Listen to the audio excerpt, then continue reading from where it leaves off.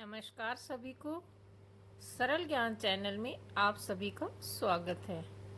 आज हम इस वीडियो में जानेंगे गांधारी से वरदान प्राप्त करने के बाद भी दुर्योधन की मृत्यु कैसे हुई। तो वीडियो के अंत तक बने रहें और वीडियो को ध्यान से सुनें।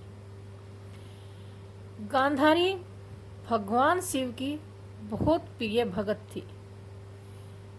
गांधारी शिव की तपस्या करती थी और तपस्या करके गांधारी ने भगवान शिव से यह वरदान मांगा कि वह जब भी किसी को अपने नेत्रों की पट्टी खोलकर नंग अवस्था में देखे तो उसका शरीर वज्र जैसा हो जाए, लोहे के समान हो जाए।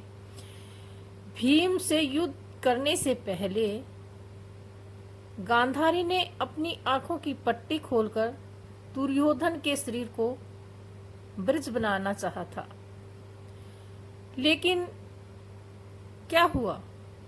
श्री कृष्ण के बहकावे के कारण दुर्योधन ने अपने गुप्त अंग को पत्तों में छुपा लिया, जिसके कारण उसके गुप्त अंग और जांघ वज्र होने के समान न हो पाई, यानी कच्ची रह गई। ये घटना इस प्रकार है, इसे विस्तार से समझते हैं। गांधारी दुर्योधन से कहती है कि मैं तुम्हें विजय श्री का आशीर्वाद तो नहीं दूंगी, किंतु मैं शिव की भगतनी होने के कारण एक कवच पहना सकती हूँ। हे पुत्र, तुम जाओ और गंगा स्नान करके आओ और वहां से सीधे मेरे पास आना, किंतु ऐसे ही आना जैसे तुम जन्म के समय थे। तब दुर्योधन कहता है, माँ, नंग अवस्था में? तो गांधारी कहती है, हाँ, माँ के समान कैसी लज्जा, स्नान करके निवस्त्र आओ। तब दुर्योधन कहता है, जो आज्ञा माता श्री। दुर्योधन के जाने के बाद श्री कृष्ण गांधारी के कक्ष में आते हैं तो गांधारी कहती है कि आओ देवकी नंदन, यह तो तुम्हें याद ही होगा कि आज 17 दिन पहले 100 पुत्रों की माँ थी और अब मैं केवल एक ही पुत्र की माँ हूँ। तब श्री कृष्ण हाथ जोड़कर कहते हैं कि हाँ माते, इन शवों में एक शव ऐसा भी है जिन्हें अब पहचान कर भी नहीं पहचानती, और वह सब है ज्येष्ठ कुंती का। तब गांधारी कहती है, क्या युधिष्ठिर का?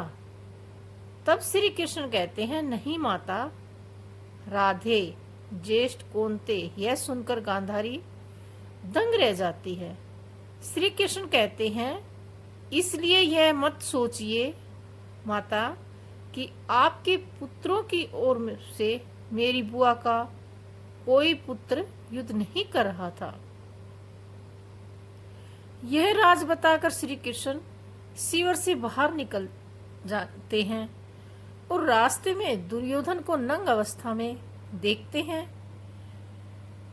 अपनी माता के शिविर में जाता हुआ श्री कृष्ण को दिखाई दिया तो श्री कृष्ण हंसने लगते हैं और कहते हैं, युवराज दुर्योधन, आप इस अवस्था में तुम अपने वस्त्र कहाँ भूल आए और तुम्हारा मुंह तो गांधारी माता के शिविर की तरफ है। यह सुनकर दुर्योधन सकपकासा रह गया। तब श्री कृष्ण कहते हैं, क्या तुम अपनी माता के पास इस अवस्था में जा रहे हो? तो दुर्योधन कहता है, माता श्री का यही आदेश था।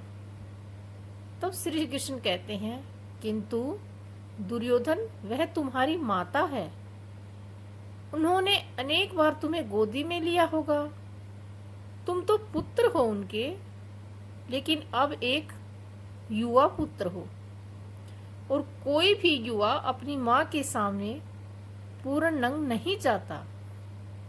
युवराज भरत वंश की यह एक परंपरा नहीं कि तुम नंग अवस्था में जाओ। फिर श्री कृष्ण हंसते हुए कहते हैं, किंतु तुमने तो भरत वंश की परंपरा का पालन करना बहुत पहले छोड़ दिया। जाओ जाओ, माता को प्रतीक्षा नहीं करवानी चाहिए।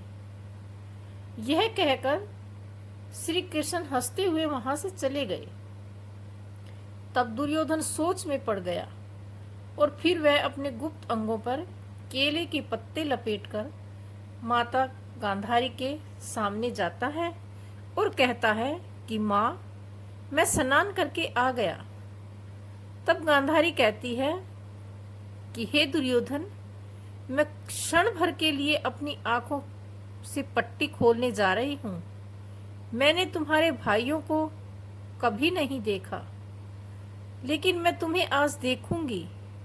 ऐसा कहकर गांधारी अपनी आंखों से पट्टी खोलकर दुर्योधन को देखती है तो उसकी आंखों से एक तेज प्रकाश निकलता है जो दुर्योधन के शरीर पर गिरता है। तो बाद में जब गांधारी देखती है कि यह क्या, दुर्योधन ने तो अपने गुप्त अंग छुपा रखे हैं, तब वह कहती है कि दुर्योधन, तुमने ये क्या किया पुत्र? तो दुर्योधन कहता है कि माँ, मैं आपके सामने बिल्कुल नंग अवस्था में कैसे आता? तब गांधारी कहती है, किंतु मैंने तो तुम्हें यही आदेश दिया था कि तुम नंग अवस्था में ही आओ। अपनी आंखों की पट्टी, ये कहकर गांधारी अपनी आंखों की पट्टी बांध लेती है। फिर वह कहती है, तुम्हारे शरीर का वह अंग जिस पर मेरी दृष्टि नहीं पड़ी वह बहुत दुर्बल रह गया पुत्र, लेकिन बाकी सारा शरीर तेरा वज्र जैसा, लोहे जैसा हो गया। यदि तुम बड़ों का आदेश मानने की परंपरा ना भूले होते तो अजय हो गए होते। यह सुनकर दुर्योधन कहता है कि तो मैं ये केले के पत्ते हटा देता हूँ माताश्री। तब गांधारी ने कहा कि मैं कोई मानवी नहीं हूँ पुत्र, मैं उस एक दृष्टि में अपनी भक्ति, अपना सितव, अपनी ममता की सारी शक्ति मिला दी थी। तब दुर्योधन कहता है कि आप चिंता ना करो माताश्री, मैं कल भीम से गदा युद्ध करूंगा और गदा युद्ध के नियम में कमर के नीचे प्रहार करना वर्जित है। कल मैं उसको इतनी मार मारूंगा कि वह घबराकर वीर गति को प्राप्त हो जाएगा, फिर चाहे इस युद्ध का अंत कुछ भी हो। अंत में भीम दुर्योधन की जंघा उखाड़कर उसका वध कर देता है। युद्ध के अंतिम चरण में भीम और दुर्योधन का गदा युद्ध होता है और भीम दुर्योधन के शरीर पर लगातार गदा से वार करता रहता है, लेकिन दुर्योधन का शरीर तो लोहे जैसा बन चुका था। उस समय श्री कृष्ण ने भीम को इशारा किया वह जांग पर प्रहार करे। श्री कृष्ण का इशारा मिलते ही भीम ने दुर्योधन की जांग पर वार करना शुरू कर दिया और जांग का हिस्सा लोहे जैसा नहीं था, इस कारण वह घायल हो गया। इसके बाद उसकी मौत हो गई। अब हम जानेंगे रानी गांधारी को ऐसा क्रूर दुर्भाग्य क्यों सहना पड़ा। रानी गांधारी को ऐसा क्रूर दुर्भाग्य इसलिए सहना पड़ा, इसका उत्तर हम विस्तार से और सीधे सरल शब्दों में जानते हैं। गांधारी मानव मानस के सकारात्मक पक्ष में लीन नहीं थी। खंडन, वो ईर्ष्या, अशांति अनुभव का उनके पति में सत्ता की भूख थी, जैसे अन्य नकारात्मक भी बहुत थी और उनके विवाह से समाज के लिए घातक संतान उत्पन्न हुई। इसलिए स्वाभाविक रूप से इसके परिणाम विनाशकारी तो होने ही थे। दृष्टि से सत्व, रज और तम, ये तीन गुण सुख, दुख और मोह को जन्म देते हैं। गांधारी जो रजोगुण में से अत्यधिक निवेशित थी, उसे दुख ही मिला। उसकी भावनाओं की प्रबल अभिव्यक्ति अपने गर्भ में स्वयं को पीड़ा पहुंचाना, यह सभी उसके प्रबल राजसिक स्वभाव का संकेत देते हैं। ऐसी भावनाओं में खो जाने की प्रवृत्ति भी उनमें है। द्रौपदी, जिसने अपने निर्दोष पुत्रों को खो दिया और अतः अश्वत्थामा को दंडित किया गया और उसे फिर छोड़ दिया गया, लेकिन गांधारी, जिसने अपने पुत्रों को सबसे बड़े अपराधों का विनाश का दोषी ठहराया, यादव कुलों के विनाश का श्राप दे दिया, इस अर्थ में वह अपने पुत्रों और पति की तरह ही नकारात्मक और विनाशकारी प्रवृत्ति की थी, जिसका तीसरा शतक प्रतीकात्मक है। यह सभी पात्र मानव पवित्र के विभिन्न पहलुओं को प्रतिनिधित्व करते हैं और उनके अनुभव जीवन के लिए सबक भी हैं। हस्तिनापुर के राजमहल के विशाल प्रांगण में जब पहली बार गांधारी ने अपनी आंखों पर पट्टी बांधी तो महल के स्तंभों ने मानो मौन ही त्याग कर गूंज को सुन लिया। यह त्याग नहीं बल्कि एक शपथ थी, पति धृतराष्ट्र के अंधकार को स्वयं भी अपनाने की। लेकिन इसी क्षण भाग्य ने अपनी कलम से एक ऐसी गाथा लिखनी शुरू की जहां त्याग के भीतर छिपे छोटे छोटे निर्णय आने वाले महाभारत का कारण बने। गांधारी के जीवन में 5 ऐसे क्षण आए जहां उनकी एक छोटी सी भूल ने महाभारत के महासमर को भी एक भयंकर बना दिया। आंखों पर पट्टी बांधने का निर्णय सबसे पहला मोड़ था। जब गांधारी का विवाह धृतराष्ट्र से हुआ तो उन्होंने पता चला कि धृतराष्ट्र जन्म से ही अंधे हैं। वो अपनी पवित्रता और पतिव्रता का प्रण देने के लिए उन्होंने भी अपनी आंखों पर कपड़े की पट्टी बांध ली। वो बोली, जब मेरे स्वामी इस संसार को नहीं देख सकते तो मैं कैसे देखूं? उनकी पीड़ा मेरी पीड़ा होगी। गलती कहाँ हुई? ये त्याग जितना महान था उतना ही खतरनाक भी तो था। गांधारी एक महारानी जो हस्तिनापुर के भविष्य की जननी बनने वाली थी, उसने स्वयं को अंधकार की कैद में कर लिया। वह कभी अपने बच्चों की आंखों में झांककर उनके मन को नहीं पढ़ सकी। उन्होंने कभी दुर्योधन की बाल अवस्था में ईर्ष्या, क्रोध या उसके मन के अंधेरे को नहीं देखा। वह पुत्र के स्वभाव को समझते रहने में कभी समझ ही ना पाई और ना ही उसे सुधार पाई। यही पहली भूल थी। नेत्रों का त्याग करके उन्होंने मातृत्व की जिम्मेदारी भी त्याग दी थी। दुर्योधन के जन्म पर मौन रहना, संकेतों को ना समझना था। जब गांधारी ने गर्भाधारण किया तो उसका गर्भ असामान्य रूप से 2 वर्षों तक रहा। अतः उसका गर्भ फूटा तो एक विशाल मांस का पिंड निकला। उस समय व्यास मुनि ने निर्देश दिया कि इस पिंड को 100 भागों में विभाजित किया गया और वे 100 कौरवों के रूप में जन्म के समय दुर्योधन ने भयंकर रुद्र किया। उन्होंने उस समय आसमान फट पड़े हों, इतना शोर किया, रोया। धृतराष्ट्र भी घबरा गए। वहीं विदुर ने उसी समय चेतावनी दी कि हे महाराज, यह बालक राज्य के लिए विनाश का कारण बन सकता है, इसे अभी से त्याग दे। लेकिन गांधारी ने मौन धारण किया क्योंकि मां थी। उन्होंने ममता में आकर वह निर्णय नहीं लिया जो राज्य के हित में था। गलती यहाँ हुई।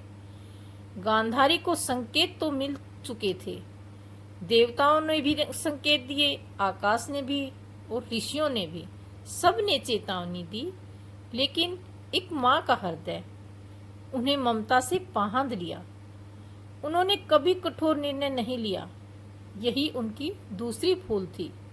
ममता में राज्य के भविष्य की आहुति दे देना, पुत्र मोह में दुर्योधन को रोके ना रखना, अन्याय का समर्थन किया। समय बीतता चला गया, पांडव और कौरव बड़े हुए। दुर्योधन का हृदय धीरे धीरे और ज्यादा ईर्ष्या और द्वेष में भरता गया। द्रौपदी के स्वयंवर में कर्ण को अपमानित होना पड़ा, उसका क्रोध बढ़ा। लाक्षागृह की योजना बनी और पासे के खेल में द्रौपदी का अपमान हुआ। इन सब घटनाओं के बीच गांधारी चुप रही, कुछ नहीं बोली। कई बार उन्होंने दुर्योधन को समझाने का प्रयास तो किया, परंतु जब धृतराष्ट्र और भीम का समय का दबाव आया तो वह चुप हो गई। उनकी आंखों पर बंधी पट्टी अब उसके शब्दों पर भी बन चुकी थी। गलती यहाँ भी हुई। गांधारी चाहती तो दुर्योधन को रोक सकती थी। माँ की एक तेज आवाज पुत्र के लिए सबसे बड़ा शस्त्र होती है, लेकिन उन्होंने पुत्र मोह में उसकी गलतियों को नजरअंदाज किया। यह उनकी तीसरी गलती थी। अन्याय को देखकर भी मौन रहना, युद्ध के समय हस्तक्षेप न करना, शांति का अवसर देना। जब श्री कृष्ण शांति दूत बनकर आए तो हस्तिनापुर की सभा में पांडवों के लिए मात्र 5 गांवों की मांग की, लेकिन दुर्योधन ने एक तिनका भी न देने की शपथ खाई। गांधारी को यह समाचार मिल चुका था। उन्होंने दुर्योधन को बुलाकर कहा, पुत्र, शांति कर लो, युद्ध न केवल विनाश मिलेगा। पर दुर्योधन ने माँ की बात नहीं मानी। गांधारी ने उसे उस समय श्राप नहीं दिया, में जाकर रोकने के नहीं किया। वह केवल भगवान श्री से कृष्ण से प्रार्थना करती रही कि परिणाम टल जाए किसी तरह। गलती यहाँ हुई। महारानी होते हुए भी उन्होंने सार्वजनिक हस्तक्षेप नहीं किया। अगर वह सभा में जाकर धृतराष्ट्र के सामने खड़ी हो जाती, यदि पांडवों के पक्ष में न्याय की पुकार करती, तो इतिहास बदल सकता था। यहाँ उनकी चौथी भूल थी, युद्ध के समय निर्णायक कदम न उठाना और युद्ध के बाद भी श्री कृष्ण को श्राप दे देना। क्रोध में लिया गया निर्णय। महाभारत का युद्ध समाप्त हुआ। कुरुक्षेत्र में शवों का अंबार लगा हुआ था। उनके 100 पुत्रों का वंश समाप्त हो चुका था और गांधारी शमशान में उस समय मौन खड़ी थी, जहां केवल रुद्र की गूंज उठी रही थी। उनके हृदय क्रोध से जल रहा था। उसी समय श्री कृष्ण वहां आए। उन्होंने गांधारी के शोक को शांत करने का प्रयत्न किया, परंतु शोक में डूबी गांधारी ने उन्हें श्राप ही दे दिया। गांधारी ने कहा, हे माधव, जिस प्रकार मैंने अपने कुल को नष्ट होते देखा है, उसी प्रकार यदुवंश कभी नष्ट होगा। गलती यहाँ भी हुई। श्राप क्रोध में दिया गया, विवेक में नहीं। कृष्ण स्वयं धर्म के पक्षधर थे। उनके कारण ही पांडवों का जीवन बचा, परंतु गांधारी ने शोक में उन्हें दोषी मान लिया। वह श्राप यदुवंश के विनाश का कारण बना। यही उनकी 5वीं भूल थी। शोक में लिया गया अविवेकी निर्णय। कथाएं का निष्कर्ष गांधारी का मौन। अंत, गांधारी का जीवन त्याग, पति, व्रत और धैर्य का प्रतीक था। लेकिन त्याग और मौन कभी कभी ऐसे बन जाते हैं जो न्याय को रोक देते हैं। उनकी 5 गलतियां: नेत्र त्याग का निर्णय, दुर्योधन के जन्म पर मौन, पुत्र मोह में अन्याय का समर्थन। आज बस इतना ही। कल फिर किसी नई कहानी के साथ हाजिर होंगे। तब तक के लिए नमस्कार।